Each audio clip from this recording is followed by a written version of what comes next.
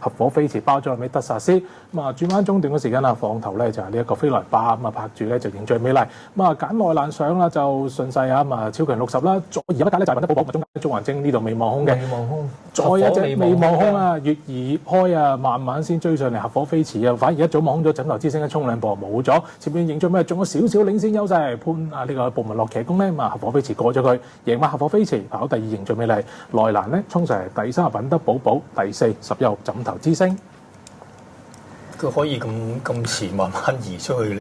復貨快跳啲色水啊，或者過自己就自己放咯，佢就後邊嗰群。晉升啦，同埋大滿長勝將軍，閘後面得翻3匹馬交啦。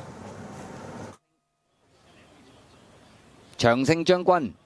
最後入閘係街燈。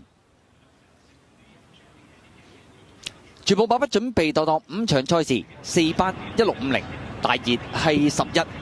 準備。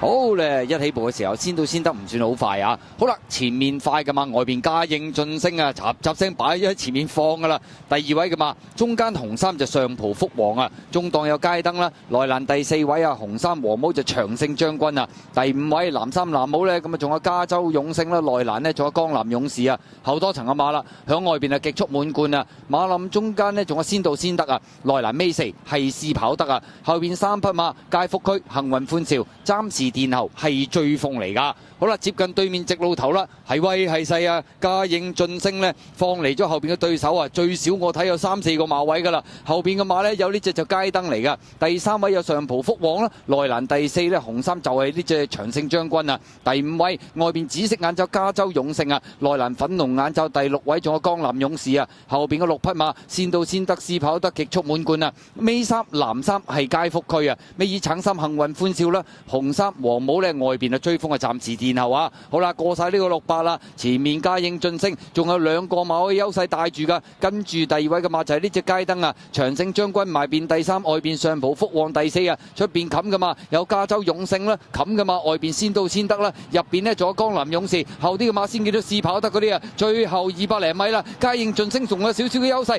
街燈率先上嚟向佢挑戰，亦都冚過埋佢，緊隨其後嘅馬長勝將軍亦都追緊，後多層出邊追呢，有加州勇勝最出呢就先到先得啊！最後100零米啦，街燈拋離群區贏出呢場賽事，第2名啊嘛，外邊先到先得，第3係長勝將軍，第4名似乎呢係加州勇勝嘅機會較為高啲啊！